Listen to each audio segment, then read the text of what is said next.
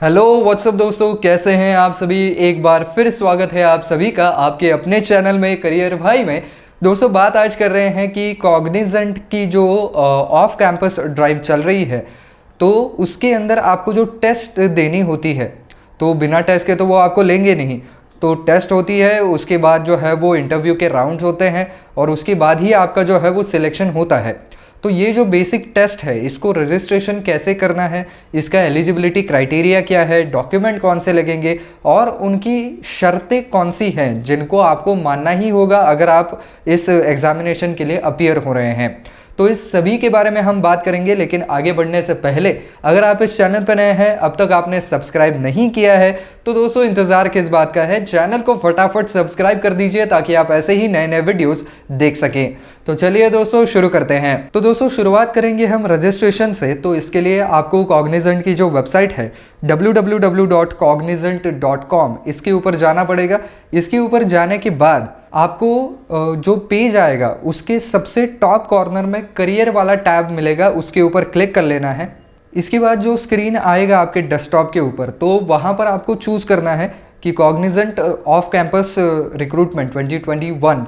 तो अभी आप कब कर रहे हैं उसको रजिस्ट्रेशन, उसके ऊपर ये डिपेंड करेगा। अगर 2021 का ख़त्म हो गया है तो 2022 का आ जाएगा, तो उसके हिसाब से जो है वो आपको वहाँ पर चूज़ करना पड़ेगा। अगर आप अभी अभी पास आउट हो रहे हैं कॉलेज से, तो आप इन कैंपस के लिए जाएं, आप ऑफ कैंपस के लिए ना जाएं। आप चेक करें कि आपके कॉलेज में वो इन कैंपस इंटरव्यूज़ के लिए वो आ रहे हैं या नहीं, तो उसके हिसाब से आप वहाँ पर चूज़ कर सकते हैं। जिसके बाद जैसे ही आपने कोई एक ऑप्शन चूज़ कर लिया, उसके बाद आपको लिंक खुलेगा, उसके ऊपर की सारी इंस्ट्रक्शंस आपको बिल्कुल ध्यान से पढ़नी है। उसके बाद जो भी कोई रिक्वायर्ड डिटेल्स आएंगे, आपके पर्सनल डिटेल्स होंगे सारे, वो आपको चूज़ करने हैं और बाद में आपका जो नियरेस्ट लोकेशन है उसको भी आप चूज़ करेंगे। जिसके बाद आपको आपके सारे डिटेल्स चेक करने पड़ेंगे एक बार। सारे डिटेल्स अगर सब कुछ सही निकले तो आप फॉर्म को जो है वो सबमिट कर दीजिएगा, और चाहिए तो आप उस फॉर्म की जो है वो कॉपी भी निकाल सकते हैं, या तो उस फॉर्म को जो है वो अपने पास कहीं सॉफ्ट कॉपी वर्जन में सेव करके भी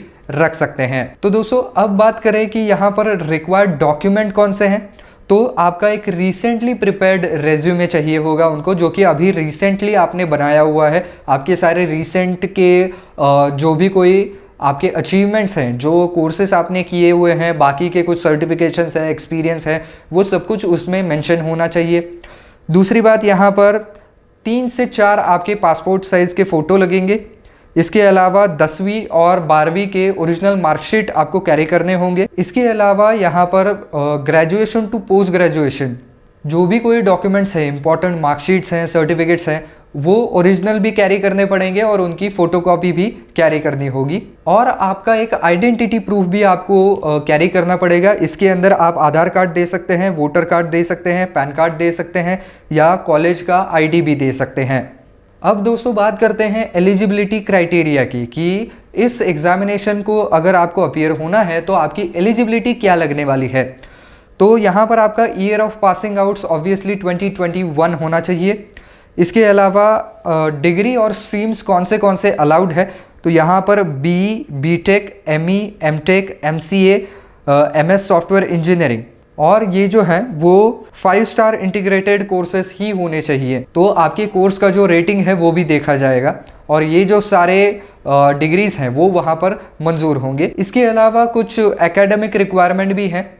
तो इसके अंदर आपका जो पूरा एकेडमिक रिकॉर्ड है 10वीं स्टैंडर्ड से लेकर के ग्रेजुएशन तक या पोस्ट ग्रेजुएशन तक, ये सब कुछ देखा जाएगा, जिसके अंदर ऑन एन एवरेज आपको 60% मार्क रखने पड़ेंगे। तो उसका कैलकुलेशन कैसे किया जाएगा वो भी मैं आपको पढ़ के सुनाता हूँ। यहाँ पर देखिए, aggregate percentage is equal to sum of all subject marks scored या total number of subjects as of last semester results declared. तो ये इसका फॉर्मूला होगा। उसके हिसाब से आपको 10 से लेकर के पोस्ट ग्रेजुएशन तक 60% मार्क्स जो है वो वहाँ पर सिक्योर करने पड़ेंगे। अगर ऐसा नहीं है तो आप उसके लिए क्वालिफाई नहीं हो पाएंगे। इसके अलावा एकेडमिक गैप जो है वो मैक्सिमम 2 साल का अलाउ होगा। उससे ज़्यादा का एकेडमिक गैप अगर आपका है तो फिर आप इसके लिए एलिजिबल नहीं हो पाएंगे। बैकलॉग के बारे में कॉग्निजेंट जो है वो थोड़ा सा स्ट्रिक्ट है। यहाँ पर किसी भी ईयर में कोई भी बैकलॉग अलाउड नहीं है। जब आप यहाँ पर एग्जामिनेशन देने जाएंगे तब आपके सारे बैकलॉग्स वगैरह सारे क्लियर होने चाहिए। वहीं पर अगर आप TCS NQT वगैरह देने जाते हैं तो आपको एक बैकलॉग अलाउड है जब आप एग्जामिनेशन को अपीयर करते हैं, लेकिन कॉग्निजेंट के मामले में यहाँ पर बैकलॉग अलाउड नहीं है। अब कौन से कॉलेजेस अलाउड होंगे, तो अगर आप इन कैंपस में जा रहे हैं तो फिर जो इनवाइटेड कॉलेजेस होंगे उतने ही वहाँ पर अलाउड होंगे। अगर ऑफ कैंपस जा रहे हैं फिर उसकी प्रोसेस अलग होगी। अब आते हैं दोस्तों इनके टेस्ट के इंस्ट्रक्शंस के ऊपर। तो सबसे पहली इंस्ट्रक्शन इनकी ये है कि आपका खुद का लैपटॉप या कंप्यूटर होना चाहिए जिसके अंदर एक अनइंटरप्टेड स्मूथ इंटरनेट सर्विस होनी चाहिए जो कि स्पीड अच्छी खासी देती हो। इसके अलावा ये पहले ही स्पष्ट कर दिया जाता है कि आप कोई भी तरीके की माल प्रैक्टिस ना करें, कहीं पर भी चीटिंग करने की कोशिश ना करें, क्योंकि इन सारे टेस्ट के अंदर जो है वो आर्टिफिशियल इंटेलिजेंस की हेल्प ले करके उनको अगर कहीं पर भी लगता है कि चीटिंग हो रही है तो डायरेक्टली वो कैंडिडेट जो है वो डिसक्वालीफाई हो जाता है। तो इसके लिए यही सलाह दी जाती है कि कहीं पर भी आप चीटिंग करने की कोशिश ना करें। इसके अलावा और एक यहाँ पर हम कहें कि उनकी शर्त ये है कि जब आप टेस्ट दे रहे हैं तो आपका वेब कैमरा चालू रहता है, तो वेब कैमरा के फ्रेम के अंदर आपके अलावा यानी कि कैंडिडेट के अलावा कोई भी आदमी दूसरा कैप्चर नहीं होना चाहिए। अगर ऐसा होता है तो फिर वहाँ पर जो है वो अथॉरिटीज़ के पास ये बिल्कुल राइट रहेगा कि आपको वो डिसक्वालीफाई कर सकते हैं। इसके अलावा जब भी आपकी टेस्ट चल रही है वहाँ पर आपको प्रिंट स्क्रीन या कॉपी का ऑप्शन बिल्कुल नहीं दबाना है। अगर ऐसा हुआ तो फिर भी आप डिसक्वालीफाई हो सकते हैं। इसके अलावा पूरे टेस्ट सेशन के दौरान कहीं पर भी कैमरा और मोबाइल फ़ोन का इस्तेमाल करना बिल्कुल भी मना कर दिया गया है, प्रोहिबिटेड है। अगर ऐसा करते हुए मिले तो भी डिसक्वालीफाई हो सकते हैं। इसके अलावा जब टेस्ट चल रही है तब वेब कैम की लेंस के सामने कोई भी वहाँ पर डिस्टर्बेंस नहीं आना चाहिए, किसी भी ऑब्जेक्ट से आपने उसको ब्लॉक नहीं करना चाहिए। इसके अलावा जब टेस्ट चल रही है तब आपको टैब्स चेंज नहीं करने हैं, टैब सर्फिंग नहीं करना है। तो अभी टेस्ट चल रही है तो इस टैब को मैंने मिनिमाइज कर दिया, बाद में गूगल के ऊपर चला गया, स्प्रेडशीट के ऊपर चला गया, गूगल वर्ड के ऊपर चला गया, तो ऐसी चीज़ें वहाँ पर नहीं चलेंगी। और अगर ऐसा हुआ, अगर ऐसा करते हुए कोई कैंडिडेट दिखा तो वो कैंडिडेट परमानेंटली वहाँ पर लॉक हो जाएगा, उसके बाद वो एग्ज़ाम नहीं दे पाएगा। अगर दुर्भाग्यवश इंटरनेट कनेक्टिविटी की वजह से आप वहाँ पर जो है वो आपकी टेस्ट कहीं पर भी इंटरसेप्ट हो गई, आप लॉग आउट हो गए, तो फिर भी डरने की कोई आवश्यकता नहीं है। आप कोई भी समय वहाँ पर लूज़ नहीं करेंगे। जैसे ही इंटरनेट कनेक्टिविटी वापस आ जाएगी आप री लॉग इन कर सकते हैं। आपको बस अपना नाम जो है वो वहाँ पर डालना पड़ेगा और आप जिस पॉइंट पर आकर के लॉग आउट हुए थे उसी पॉइंट से जो है वो आपकी एग्जामिनेशन फिर से स्टार्ट हो जाएगी और आपका कोई भी मार्क नहीं कटेगा और ना ही आपका कोई समय कटेगा। और जैसे ही आप टेस्ट के अंदर लॉगिन करते हैं उसके बाद आपको टेस्ट पूरे 4 घंटे के अंदर ख़त्म कर देनी होगी और उससे ज़्यादा का समय आपको नहीं मिल पाएगा। इसके अलावा कुछ जनरल इंस्ट्रक्शंस भी इनकी तरफ से आए हुए हैं। तो कॉग्निजेंट की टेस्ट में कहीं पर भी नेगेटिव मार्किंग नहीं होगी। जो सारे सवाल पूछे जाएंगे वो सारे कंपलसरी होंगे, यानी कि किसी भी सवाल के लिए कोई ऑप्शन नहीं होगा, हर एक सवाल आपको सॉल्व करना होगा। मॉड्यूल एग्जिट या टेस्ट एग्जिट के ऊपर आपको पूरे टेस्ट के दौरान कभी भी क्लिक नहीं करना है, गलती से भी नहीं। और दूसरी बात यह है कि जब आप एक बार आंसर कर देते हैं किसी क्वेश्चन का तो फिर आप उसको रीमॉडिफाई नहीं कर सकते हैं। आप जो आने वाले सवाल हैं उन्हीं के केवल आंसर जो हैं वो तय कर सकते हैं। जो सवाल आ चुके हैं उनके आंसर्स आप बाद में जाकर के बदल नहीं सकते हैं। इसके अलावा दोस्तों कुछ हार्डवेयर की भी रिक्वायरमेंट्स हैं और कुछ ब्राउज़र की भी रिक्वायरमेंट्स हैं। वो Google Chrome version 50 and above होना चाहिए। अगर मोजिला फायरफॉक्स इस्तेमाल कर रहे हैं तो वर्जन 50 एंड अबव होना चाहिए। अगर आप विंडोज़ 8 के ऊपर टेस्ट दे रहे हैं तो आपको सारे पॉपअप नोटिफिकेशंस जो हैं वो डिसेबल करने होंगे। इसके अलावा आपको जो है वो कॉग्निजेंट का कैंडिडेट आईडी भी दिया जाएगा। तो जब टेस्ट वहाँ पर चालू होने वाली होगी तो ये आईडी जो है वो आपको डालना पड़ेगा।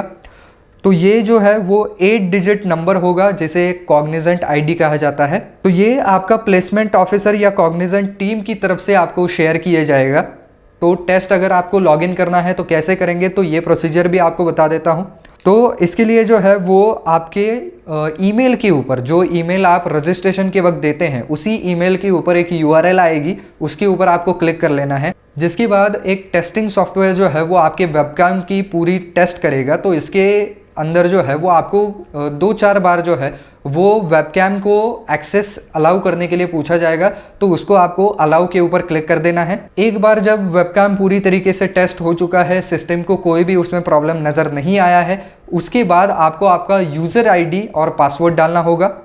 इसके बाद आपको नीचे जो है वो एक टिक मार्क के लिए सेक्शन आएगा, एक बॉक्स आएगा जिसके सामने लिखा होगा I have read and understood all the terms and conditions, उसके ऊपर आपको क्लिक कर देना है। इसके बाद आपको जो है वो स्टार्ट नाउ के ऊपर क्लिक करना है। इसके बाद एक फॉर्म आएगा, उसके अंदर आपको आपके डिटेल भरने हैं। जिसके बाद आपको जो है वो एक 14 डिजिट का नंबर अपीयर होगा, तो ये आपका एमकैट आईडी होगा।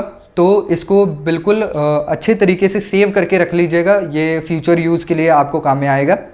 जब आपको क्वेश्चन शुरू हो जाएगा तब आप क्वेश्चन का जो आंसर है उसके ऊपर क्लिक करेंगे, बाद में उसके ऊपर कंफर्म करेंगे और उसके बाद आपको नेक्स्ट के ऊपर क्लिक करना पड़ेगा, जिससे कि आप आपके आंसर को जो है वो सबमिट कर पाएंगे। जिसके बाद आपका आंसर जो है वो लॉक हो जाएगा, आप उसको मैनिपुलेट नहीं कर पाएंगे। इसके अलावा एक और इम्पॉर्टेंट चीज़ ये है कि कॉग्निजेंट की जो ये एग्ज़ाम है इसके लिए कोई भी फीस चार्ज नहीं की जाती है और ना ही यहाँ पर प्लेसमेंट के लिए किसी भी दूसरे कंपनी को वहाँ पर कॉन्ट्रैक्ट दिया जाता है। तो कोई भी कंपनी अगर कॉग्निजेंट की एग्ज़ाम के लिए आपसे पैसा मांग रही है या कॉग्निजेंट में हम आपकी प्लेसमेंट करवा देते हैं, इसके लिए अगर पैसा मांग रही है, तो आप इसके लिए बिल्कुल भी राज़ी ना हो। किसी भी हालत में वहाँ पर आपको कोई भी चार्जेस जो है वो नहीं देने हैं। ऐसे फ्रॉड से आपको अपने आप को बचाना है। तो दोस्तों ये है पूरा लेखा जोखा कि आखिर कॉग्निजेंट की एग्ज़ाम अगर आपको लेनी है तो उसके लिए क्या प्रोसीजर रहने वाली है, एलिजिबिलिटी क्राइटेरिया क्या होगा और इनके कुछ स्पेशल इंस्ट्रक्शंस क्या रहेंगे। तो बस दोस्तों आज के वीडियो में बस इतना ही। आई होप ये वीडियो आपको पसंद आया होगा। खैर आपने यहाँ तक वीडियो देख ही लिया है तो आई एम श्योर आपको पसंद ही आया होगा। तो दोस्तों वीडियो को ज़रूर लाइक कर दीजिए और ज़्यादा से ज़्यादा शेयर करने की भी ज़रूर कोशिश कीजिए।